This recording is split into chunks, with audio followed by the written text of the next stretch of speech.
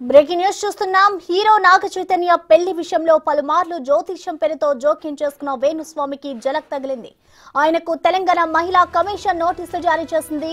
ఈ నెల 22న కమిషన్ ముందు హాజరు కావాలని నోటీసులు ఇచ్చింది.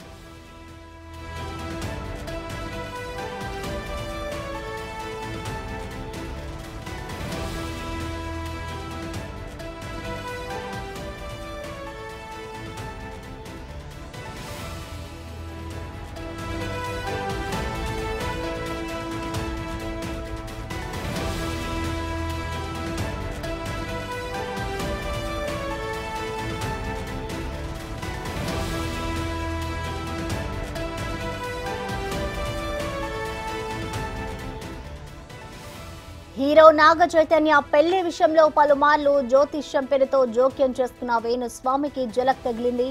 ఆయనకు తెలంగాణ మహిళా కమిషన్ నోటీసులు జారీ చేసింది. ఈ నెల 22న కమిషన్ ముందు హాజరు కావాలని నోటీసులు ఇచ్చింది.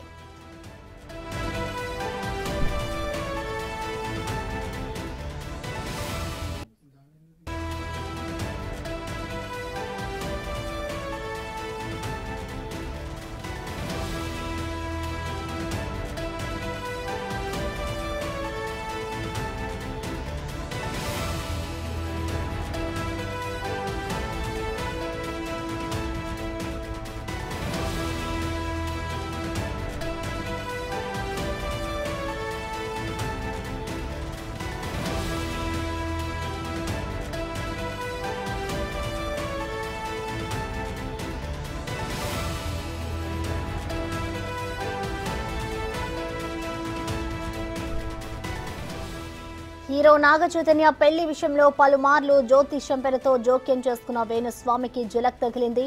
ఆయనకు తెలంగాణ మహిళా కమిషన్ నోటీసులు జారీ చేసింది. ఈ నెల 22న కమిషన్ ముందు హాజరు కావాలని నోటీసులు ఇచ్చింది.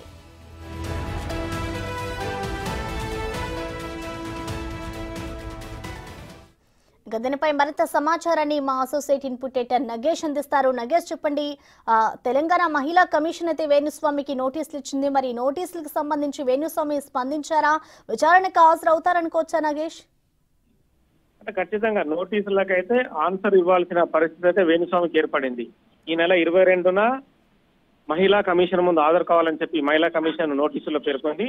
ఫిల్మ్ జర్నలిస్ట్ అసోసియేషన్, అలాగే Telugu film digital media association రెండు సంస్థలు కూడా నిన్న నేరెళ్ల శారదకి ఫిర్యాదు చేశాయి. శోభిత నాగ చైతన్య ఏదైతే పెళ్లికి సంబంధించి 2027లో మళ్ళీ వాళ్ళు విడిపోతారని చెప్పి తను జ్యోతిష్యంలో పేర్కొన్నాడు. నక్షత్రాల తిథుల ఆధారంగా ఇవన్నీ కూడా చెప్పడం వల్ల కొంతమంది కుటుంబాలు విచ్ఛిన్నం అవుతున్నాయి, అనవసరమైన రాద్ధాంతాలు జరుగుతున్నాయి. ఈ జాతకాలు చెప్పడం వల్ల వాళ్ళు మనస్పర్ధాలు కూడా వస్తున్నాయని చెప్పి వాళ్ళ ఇచ్చిన కంప్లైంట్ లో పేర్కొన్నారు. ఇలాంటి జాతకాలు చెప్పకుండా కంట్రోల్ చేయాలని చెప్పిన పరిస్థితి. ఈ క్రమంలోనే వీళ్ళంతా కూడా వెళ్లి ఫిల్మ్ జర్నలిస్ట్ అసోసియేషన్ వీళ్ళంతా వెళ్లి కంప్లైంట్ ఇచ్చారు. ఆ కంప్లైంట్ ని మహిళా కమిషన్ స్వీకరించింది. ఈ నెల 22న వేణుస్వామి జ్యోతిష్యం ఎందుకు చెప్పాడు, ఎందుకు చెప్పాల్సి వచ్చిందన్న వివరణ మాత్రం ఖచ్చితంగా ఇవ్వాలి. మరి వేణుస్వామి తన లాయర్ని పంపించి మళ్ళీ హాజరవుతా అని చెప్తాడా, లేదంటే తను వేరే కోర్టుకు వెళ్ళి దాని మీద స్టే తెచ్చుకుంటాడని చూడాల్సిన అవసరం ఉంది. Thank you Nagesh.